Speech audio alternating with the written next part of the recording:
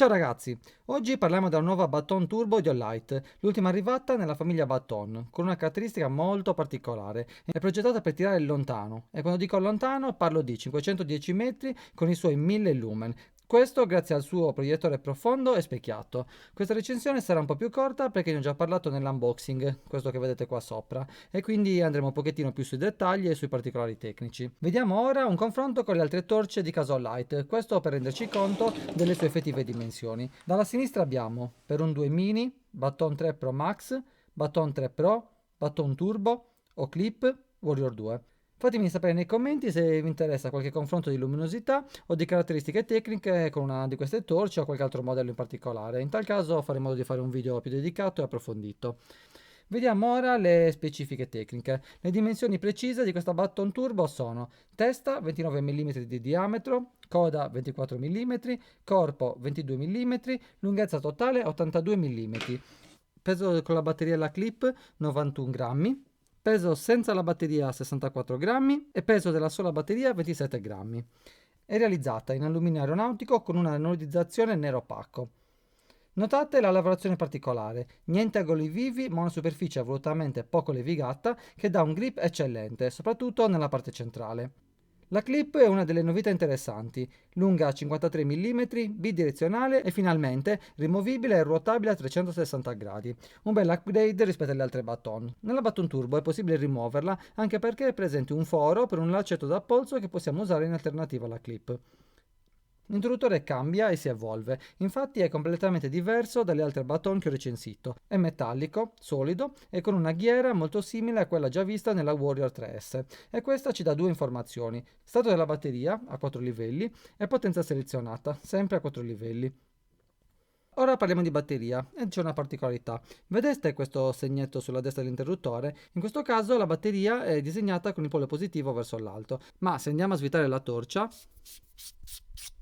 nella parte interna vediamo che dal lato della testa si ha un segno meno e questo ci indica la corretta polarità della batteria. Infatti in questo caso la batteria è posizionata col polo positivo verso la coda della torcia. Come è spesso successo in caso light, quando la batteria è rivolta col polo positivo verso la coda della torcia è possibile usare batterie anche non proprietarie. Ma bisogna starci sempre attenti perché non è comunque il senso convenzionale con cui generalmente si mettono le batterie.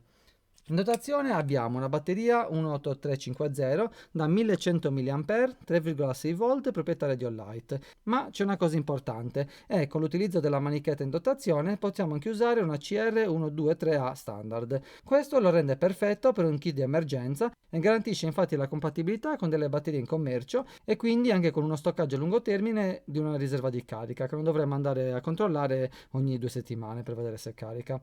Il caricatore è il classico caricatore magnetico da 1 A di Olight e il manuale indica una durata di 1 ora e mezza per una carica completa, ma io ovviamente ho fatto anche le misurazioni precise e passa i primi 37 minuti consumando circa 940 mAh. Dopo 1 ora e mezza scende circa a 120 mAh per avere uno spegnimento totale dopo 2 ore e 34 minuti. Il caricatore è un LED bicolore, ma sappiamo come funziona. Rosso sta caricando, verde è carica e possiamo staccare. Ricordiamoci inoltre che se quando il caricatore diventa verde lo lasciamo un'altra mezz'oretta in carica, completeremo semplicemente la carica fino a un 100%. L'aggancio magnetico del caricatore e le ridotte dimensioni della torcia le permettono di ancorarsi con sorprendente forza a qualsiasi superficie metallica e questo la rende particolarmente utile da usare come luce di servizio, da ancorare in qualche scaffale metallico oppure alla carrozzeria di un'auto. Sempre a proposito del tappo di coda, o meglio del corpo che si svita rispetto alla testa, ho scoperto una cosa interessante che ho notato anche nella Perun 3. Infatti, svitando il corpo di un quarto di giro circa, la torcia si disconnette completamente dalla batteria e questa funzionalità non è sponsorizzata per niente da Olight, ma è una caratteristica ben citata nelle torce di altre marche come ad esempio la Armitech. Questa caratteristica, benché sia passata in sordina, non so se sia voluta o meno, ma comunque è una cosa formidabile. Infatti, voluta o no, è un blocco meccanico perfetto per quando la si mette in borsa per un lungo tempo e vogliamo essere sicuri al 100% che la batteria non venga mai intaccata in alcun modo. L'interfaccia è completa ed intuitiva ed è la classica a cui ci ha abituato Olight, bellissima e apprezzata da tutti i fan di Olight. Un click on, un click off, pressione lunga, cicla di modalità, doppio click, turbo, triplo click, strobo, press lungo da spento, moonlight ed è tutto qua.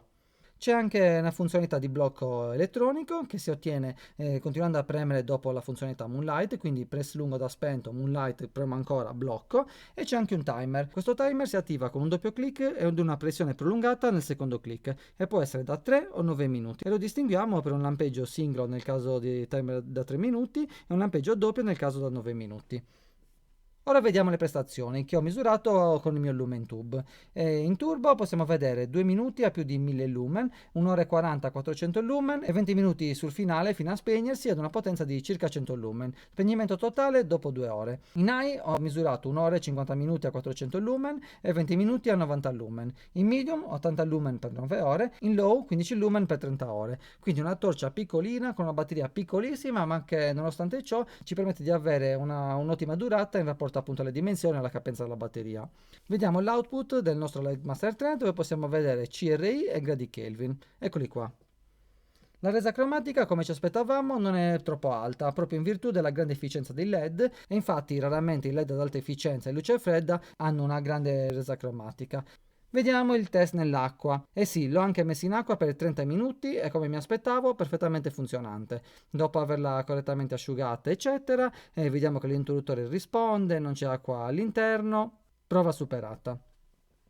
Ora parliamo dell'uso durante un uso quotidiano. Come DC, sì e no. È piccola ma non è minuscola come una Perun 2 mini, quindi si sente in tasca specialmente per via del diametro. Personalmente per i jeans preferisco la Baton 3 Pro, che è un po' più grandicella se proprio vogliamo, ma con un diametro minore la sento molto meno presente nella tasca. La vedo più utile come torcia secondaria da zaino o da borsa, perfetta in accoppiata con una Perun 3 oppure una Baton 3 Pro Max o comunque una torcia dal fascio diffuso. E ora vediamo le conclusioni, tiriamo un po' le somme. Tra i pro di questa torcia quindi ricordiamo la gittata impressionante, in particolare per le sue dimensioni piccolissime, la compatibilità con la CR123A, il blocco meccanico, non si sa se è voluto o non voluto, e la clip migliorata e irrobustita rispetto alle versioni precedenti, nonché rimovibile in caso di necessità. Come contro, sempre relazionato all'utilizzo che uno intende farne, possiamo parlare di un corpo un po' scomodo in tasca, molto ruvido, di dimensioni un po' strane per da avere in tasca, e poi ritengo che sarebbe stata perfetta con un interruttore di coda. Infatti con questo interruttore di testa, nella parte un po' grossa, un po' scomoda, non mi conquista. Molto bella, molto funzionale, ma sarebbe potuta essere migliore. In generale è una torcia che fa esattamente quello che promette, illuminare molto lontano in un formato compatto. Come sempre trovate il link utile in descrizione, andate a vedere il video anche della Perun 3 dell'unboxing di questa Baton Turbo e lasciatemi un commento per sapere un po' se vi è piaciuto il video e di che video vorreste che mi occupassi. E ricordatevi che un like aiuta sempre il canale, è gratis e quindi ci vediamo al prossimo video. Ciao!